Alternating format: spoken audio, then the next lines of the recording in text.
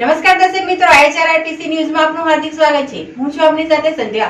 તો સમાચારની શરૂઆત કરતા પહેલા નજર કરીશું આજના મુખ્ય સમાચાર પર। ભરૂચ જિલ્લાના વાગરાના સાયખા GIDCમાં ઉદ્યોગપતિઓ બન્યા બેફામ। કેમિકલ પાણી છોડવા સાથે તળાવ ભરાઈ રહેતા પશુઓ અને જમીનને નુકસાન। ઘણા પશુપાલકોના પશુઓ પાણી પીને મોતને ભેટ્યા હોવાના પશુપાલકોના આક્ષેપ। અંકલેશ્વર નજીક હાઈવે ઉપર ચાલુ ટ્રકમાંથી કેમિકલ ભરેલા બેરલો રોડ ઉપર પડ્યા। અન્ય વાહન ચાલકોને અકસ્માતનો ભય। નર્મદા નદીની માટીથી જ નદીનું મોટા પાયે પુરાણનું કૌભાંડ। જેટકો કંપની દ્વારા નદીનું પુરાણ કરવામાં આવતું હોવાનું સામે આવ્યું। મામલતદાર અને SDMએ સ્થળ ઉપર દરોડા પાડી £2.5 કરોડનો મુદ્દામાલ જપ્ત કર્યો। વાલિયાના વાંદરિયા ગામે ઇકો ગાડી હટાવવા મુદ્દે ધીંગાણું। બંને પક્ષના 2 લોકોને ઈજા થતા સારવારથી સિવિલમાં ખસેડાયા। આંતરરાજ્ય ઘડફોડ ચોરી કરનાર રીઢા ગુનેગારને ઝડપી પાડવામાં અંકલેશ્વર પોલીસને મોટી સફળતા મળી ગઈ છે। ઘડફોડ ચોરીને અંજામ આપનાર આરોપી આંતરરાજ્ય એટલે કે ગુજરાતભરમાં 58 ગુનાઓને અંજામ આપી ચૂક્યો હોવાનો મોટો વિસ્ફોટ થઈ ગયો છે। 16/11/2024ના રોજ શક્તિનગર સોસાયટી બ્રહ્મકુમારી મંદિરની સામે હાંસોટ રોડ અંકલેશ્વર શહેરમાં ઘડફોડ ચોરીની તપાસ પોલીસ કરી રહી હતી અને તપાસ દરમિયાન જ એક આરોપી ઝડપાઈ ગયો હતો। લોકોના મકાનોને તાળા તોડીને ઘરમાં ઘૂસીને ચોરીને અંજામ આપતો હોવાની ફરિયાદો વચ્ચે પોલીસે તપાસનો ધમધમાટ શરૂ કર્યો હતો। અંકલેશ્વર શહેર ડિવિઝન પોલીસ સ્ટેશનના સર્વેલન્સ સ્ટાફના માણસો, ઇન્ચાર્જ પોલીસ અધિક્ષક ડોક્ટર કૌશલ ઓઝા સહિતનાઓની માર્ગદર્શન હેઠળ તપાસ શરૂ હતી। તે દરમિયાન સર્વેલન્સના માણસો ચોરીની ગુનાવાળી જગ્યાની વિઝિટ કરી આસપાસની ભૌગોલિક પરિસ્થિતિની ઝીણવટભરી તપાસ કરીને તપાસનો ધમધમાટ શરૂ કરતા જ એક આરોપી ઝડપાઈ ગયો હતો। દરમિયાન સર્વેલન્સ સ્ટાફને માહિતી મળેલ કે ઘડફોડ કરનાર ઈસમ જીમી ઉર્ફે દીપક છે અને તે મુલદ ગામ કીમના ઓલપાડ ખાતે રહે છે। હાલમાં તાત્કાલિક આરોપીઓને ઝડપી પાડવા માટે પોલીસે કાર્યવાહી કરતા જ આખરે શ્યામ સોસાયટી મુલદ ગામ કીમ ઓલપાડ પાસેથી તેને ઝડપી પાડવામાં સફળતા મળી ગઈ હતી। તેની પાસેથી ચોરીમાં મોટા પ્રમાણમાં સોના ચાંદીના દાગીના મળી આવ્યા હતા। એક સોનાનું મંગળસૂત્ર, એક સોનાની ચેન, એક સોનાનું પેન્ડલ, એક સોનાની વીંટી, એક સોનાની સાદી વીંટી, એક સોનાની કલરવાળી વીંટી, એક ચાંદીના નાના બાળકના કડાની જોડ, એક ચાંદીની વીંટી વજન અંદાજે 480 ગ્રામ તથા અન્ય સોના ચાંદીના દાગીના મળી મોટા પ્રમાણમાં સોના ચાંદીના દાગીના મળી આવતા તેની પાસેથી 4,42,860નો મુદ્દામાલ જપ્ત કરી તપાસ કરવામાં આવતા તેણે અત્યાર સુધીમાં સમગ્ર ગુજરાત અને અન્ય રાજ્યોમાં પણ ચોરીને ગુનાને અંજામ આપ્યો છે અને 58 જેટલા ગુનાઓને અંજામ આપ્યો હોવાનો વિસ્ફોટ થઈ ગયો છે। એક રાજ્યમાં જેટલા ઉદ્યોગો સ્થપાયેલા હોય તેટલા ઉદ્યોગ માત્ર ભરૂચ જિલ્લામાં સ્થપાયેલા છે, પરંતુ આ ઉદ્યોગોમાંથી નીકળતું પ્રદૂષણ જાહેરમાં જ ઠલવાતું હોય છે, જેના કારણે પર્યાવરણને નુકસાન થવા સાથે પશુપાલકોના જીવનું પણ જોખમ અને ખેતીને પણ તથા જમીનને પણ મોટું નુકસાન થતું હોવાના ચોંકાવનારા દ્રશ્યો સામે આવ્યા છે। ઉદ્યોગપતિઓ પણ સબભૂમિ ગોપાલકી માનીને જાહેરમાં જ પ્રદૂષણ ઓકતા હોવાના દ્રશ્યો જોવા મળ્યા છે।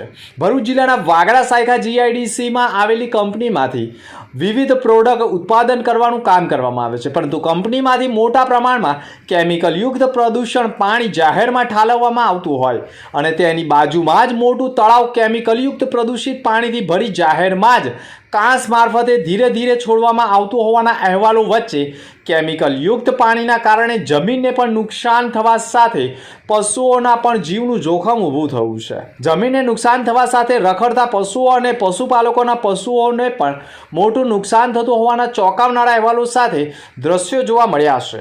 સ્થાનિક ખેડૂતો અને પશુપાલકોએ પણ ગંભીર આક્ષેપ કર્યા છે। ખેડૂતોની ખેતી નષ્ટ થઈ રહી છે, તૈયાર થયેલો પાક પણ નષ્ટ થઈ રહ્યો છે, પશુપાલકોના પશુઓ પણ કેમિકલયુક્ત પાણી આરોગવાના કારણે મોતને ભેટી રહ્યા હોય તેવા આક્ષેપ સાથે આક્રોશ વ્યક્ત કરી રહ્યા છે। મારું નામ ભરતભાઈ ભરવાડ કોઠિયારનો રહેવાસી છે। મારી 2 ભેંસો મરી ગઈ છે આ બ્લેક પાણી પીવાથી, અને બીજું કે આ પાણી પીવીને એટલે ભેંસ સીધી બીમાર પડી જાય છે, 2 દિવસમાં મરી જાય છે, અને મારા ગામના કેટલા પશુ મરી ગયા છે, અને આ પાણી પીવા એટલે એકદમ નથી મરતું, 15 દિવસમાં ભેંસ મરે છે। એવા અમારા ગામના કેટલા લોકોને મરી ગયા છે સાહેબ। આ પાણી વિરુદ્ધ કડકમાં કડક કાર્યવાહી કરવી છે। કંપનીની બાજુમાં જ મોટા પ્રમાણમાં કેમિકલયુક્ત પાણીનો પ્રવાહ ઠલવાયેલો હોય એટલે કે તળાવ જેવો માહોલ જોવા મળ્યો છે. સાથે જ જે કેમિકલયુક્ત પાણી છે તેની માટી પણ અત્યંત કાળી ભમ્મળ અને લાલાશ પરથી પણ જોવા મળે છે, જેના કારણે ભયંકર પ્રદૂષણ પણ જોવા મળી રહ્યું છે. પશુપાલકો પણ પોતાના પશુઓને પણ કઈ જગ્યાએ ઘાસચારો કરાવવા લઈ જાય તેવા સવાલો ઊભા થયા છે. તંત્ર પણ આ વાતથી અજાણ નથી, પરંતુ ઉદ્યોગપતિઓનું પાપ ખુલ્લું પાડવા માટે સ્થાનિકોએ પણ હવે મીડિયાનો સહારો લેવાની નોબત પડી ગઈ છે. ઘણા પશુપાલકોના પશુઓને પણ ચામડીના રોગો પણ થયા હોવાની બૂમો ઉઠી છે.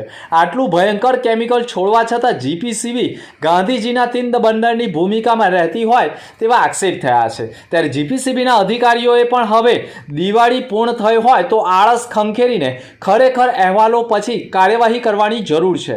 પરંતુ જે વસ્તુ મીડિયાને દેખાય છે તે અધિકારીઓને કેમ નથી દેખાતું તે પ્રશ્ન પણ અહીંયા ઊભા થઈ ગયા છે. ભયંકર બીમારીનો પણ ઊભો ભય થયો છે.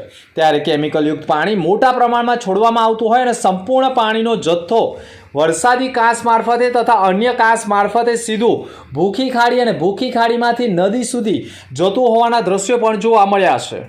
મારું નામ કિરણભાઈ રાઠોડ છે, સરકાર ગામમાં રહું છું. સરકાર તો બધી કંપનીઓ ગરીસીમાં આવી છે.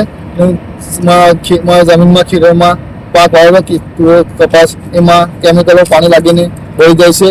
એવી મારી સરપંચને માંગ કરું છું કે સબ કેમિકલ પાણી બંધ કરે ને આજુબાજુ ખેતરમાં કોઈ કેમિકલ પાણી જાય એવું નિયંત્રણ લાવે કે બંધ થાય ને એવું કે અમારું નિયંત્રણ લાવવું જોઈએ પાણી બંધ થવામાં પાકનું નુકસાન થયું ખબર મળવું જોઈએ.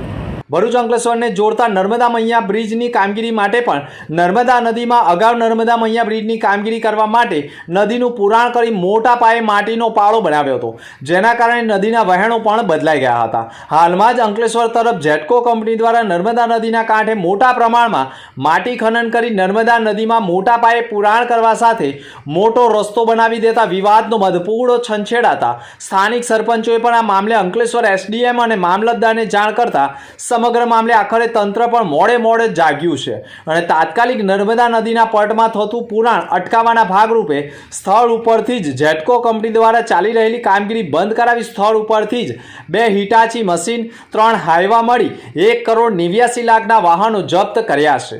આ સમગ્ર મામલે નદીના ઘાટ એટલે કે કાંઠા વિસ્તારમાંથી મોટા પ્રમાણમાં માટી ખનન કરી નર્મદા નદીમાં પુરાણ કર્યું હોય, જેને લઈ કેટલાક ટન માટી ખોદી નર્મદા નદીમાં પુરાણ કર્યું છે. તેની કામગીરી સાથે ખોદાણ કરેલી જગ્યાની માપણી કરી સમગ્ર માટી ખનન મુદ્દે દંડ કરવા માટે ખાણ ખનીજ વિભાગને રિપોર્ટ કરવામાં આવનાર છે અને રિપોર્ટના આધારે ખાણ ખનીજ વિભાગ દ્વારા જેટકો કંપની પાસેથી દંડ વસૂલવામાં આવનાર હોવાની માહિતી સાંપડી રહી છે. અત્રે ઉલ્લેખનીય બાબત એ પણ છે કે જેટકો કંપનીની કામગીરી કરાવી હોય તો નર્મદા નદીના પુરાણ મુદ્દે મંજૂરી લેવી જોઈએ અને માટી પણ ક્યાંથી લાવશે અને નર્મદા નદીના વહેણ ક્યારે અટકાવી નહીં શકાય તેવા પ્રકારનું કૃત્ય કરવામાં આવ્યું છે, જે ગંભીર બાબત છે. એસડીએમ અને અંકલેશ્વર મામલતદાર કિરણસિંહ રાજપૂતની ટીમે સ્થળ ઉપર પહોંચી સ્થળ નિરીક્ષણ કરી વાહનો જપ્ત કરીને નક્કર કાર્યવાહી કરી છે. ભરૂચ શહેર વિસ્તારમાં આવેલા નંદેલાવ સ્થિત બુસા સોસાયટી અને તેની આજુબાજુના વિસ્તારમાં રહેતા લોકોને જીવન જરૂરિયાત નાની મોટી ચીજ વસ્તુઓ સરળ ભાવે અને ઘર આંગણે મળી રહે તે માટે સોસાયટીના કોમન પ્લોટમાં આગામી 20 નવેમ્બર સવારે 10 વાગે બુધવારથી સાપ્તાહિક બુધવારી હાટ બજાર ભરાવાનું આયોજન કરવામાં આવ્યું હતું. ભરૂચના ધારાસભ્ય રમેશ મિસ્ત્રીના હસ્તે બજારને ખુલ્લું મૂકવામાં આવ્યું હતું, જેમાં જિલ્લા પંચાયતના સભ્ય કારોબારી અધ્યક્ષ ધર્મેશ મિસ્ત્રી, નંદેલાવ ગ્રામ પંચાયતના સરપંચ લક્ષ્મીબેન ચૌહાણ, ગ્રામ પંચાયતના તલાટી ક્રમ મંત્રી સહિતનાઓ ઉપસ્થિત રહીને બજારને ખુલ્લું મૂકવામાં આવ્યું હતું. ભરૂચ જિલ્લાના વાલિયા તાલુકાના વાંદરિયા ગામના નિશાળ ફળિયામાં રહેતો પ્રતિક યોગેશ વસાવા ગત તારીખ 17 નવેમ્બરના રોજ સાંજના 7:30 વાગ્યાના અરસામાં પ્રતિકના કાકા ચોર આમલામાં રહેતા દીપક ચંપક વસાવા ઇકો ગાડી લઈને આવ્યા હતા, જે ઇકો ગાડી અચાનક બંધ પડી ગઈ હતી. ગાડીને ભત્રીજો સહિત તેના મિત્રો ધક્કો લગાવી હતા તે વેળા જ ગામના રવિન્દ્ર રૂપજી વસાવા અને તેની પત્ની સાથે આવી રસ્તો ખુલ્લો કરી આપો તેમ કહેતા માથાકૂટ થઈ હતી. બાદમાં રવિન્દ્ર ત્યાંથી જતો રહ્યો હતો, જે બાદ રાતે જ અલ્પેશ ચંદ્રકાંત વસાવા, શૈલેષ દિલાસિંગ વસાવા, અંકિત શાંતિ વસાવા, સુરેશ મંગા વસાવા પ્રતિકના ઘરે આવી તેના પિતા અને કાકાને અપશબ્દો ઉચ્ચારી અલ્પેશ વસાવાએ ગમે તેમ ગાળો ભાંડવા લાગ્યા હતા. તમે કેમ મારા કાકાને બાઇક લઈ જવા માટે રસ્તો કેમ આપતા ન હતા તેમ કહી બોલાચાલી બાદ ઝઘડો ઉગ્ર બન્યો હતો. બંને પક્ષોને સામસામે ઈજાઓ થઈ હતી. 2 લોકોને ઈજા થતા સારવાર માટે ભરૂચ સિવિલ હોસ્પિટલ ખાતે ખસેડવામાં આવ્યા હતા, જ્યારે સામે પક્ષના રવિન્દ્ર રૂપજી વસાવાએ પણ ફરિયાદ નોંધાવી હતી અને તેમાં પણ આરોપીઓ સામે કાર્યવાહી કરવાની માંગણી કરી હતી. પોલીસે બંને પક્ષોની ફરિયાદ લઈ કાયદેસરની કાર્યવાહી આરંભી છે. બિરસા મુંડાની જન્મજયંતિ નિમિત્તે ધરતી આંબા જનજાતીય ગ્રામ ઉત્કર્ષ અભિયાનનો પ્રારંભ કરવામાં આવ્યો છે, જે અંતર્ગત નેત્રંગ તાલુકાના મોટા માલપોર ગામ ખાતે રેશન કાર્ડમાં નામ કમી કરાવવા અને નવા રેશન કાર્ડ કઢાવવા, વિધવા સહાય યોજના, વૃદ્ધ પેન્શન યોજના, સંકટ મોચન યોજના, વાલી દીકરી યોજના, રેશન કાર્ડ, KYC, ફાર્મર તથા રજિસ્ટ્રેશન તથા 70 વર્ષથી વયના સિનિયર સિટીઝનોને આયુષ્યમાન વંદના કાર્ડ, ભારત પ્રધાનમંત્રી તથા જન આરોગ્ય યોજના, NCD કેમ્પ તથા ઉજ્જવલા ગેસ કલેક્શન જેવી વિવિધ યોજનાઓનો લાભ લાભાર્થીઓ સુધી પહોંચે તેવા પ્રયાસ કરે છે. અને આ કેમ્પમાં મામલતદાર રીતેશ કોકણી, વિકાસ અધિકારી સાહિલ પટેલ અને આરોગ્ય અધિકારી AN સિંહ તેમજ ગામના લાભાર્થીઓ ઉપસ્થિત રહ્યા હતા. આ કેમ્પમાં મોરિયાણા સહિતના અન્ય ગામના લોકોએ પણ લાભ લીધો હતો. અંકલેશ્વર નજીકથી પસાર થતા નેશનલ હાઈવે નંબર 48 પર દેસાઈ પેટ્રોલ પંપ નજીક જ ટ્રક નંબર RJ 27 OD 9377 પૂર ઝડપે પસાર કરી હતી. ચાલુ ટ્રકમાંથી કેમિકલ ભરેલા બેરલો માર્ગ ઉપર પડ્યા હતા, જેના પગલે બેરલોમાંથી કેમિકલ લીક થયું હતું. આ અંગેની જાણ થતાં ટ્રક ચાલકે ટ્રક થોંભાવી દીધી હતી. અકસ્માતના પગલે હાઈવે પર ટ્રાફિક જામની પરિસ્થિતિનું નિર્માણ થયું હતું. બનાવની જાણ થતાની સાથે જ પોલીસ કાફલો પણ દોડી આવ્યો હતો અને ટ્રક તેમજ બેરલને પણ બાજુ ઉપર ખસેડી વાહન વ્યવહાર રાબેતા મુજબ કરવાના પ્રયાસ કર્યા હતા. જો કે બેરલના જ્વલનશીલ કેમિકલ ન હોવાથી મોટી દુર્ઘટના ટળી હતી. ભરૂચ જિલ્લાના ઝઘડિયા તાલુકાના રાજપારડી ગામે રાત્રિએ ચોરો એક બંધ મકાનને નિશાન બનાવીને સોના ચાંદીના દાગીના તેમજ રોકડ રકમ મળીને કુલ રૂપિયા 1,87,585ના મુદ્દામાલની ઉઠાંતરી કરી ગયા હતા. આ અંગે રાજપારડી પોલીસ મથકે ફરિયાદ પણ નોંધાઈ છે. રાજપારડી ગામે કન્યા શાળા ફળિયામાં રહેતા કનુભાઈ દેવસીભાઈ રબાડી બીમાર થયા હોવાથી પત્ની અને પુત્રની સાથે 17મીના રોજ મકાનને તાળું મારીને વડોદરા દવાખાને સારવાર અર્થે ગયા હતા અને તેમના નાના ભાઈ મહેશભાઈ રબાડીએ ઘરની દેખરેખ રાખવા કહ્યું હતું.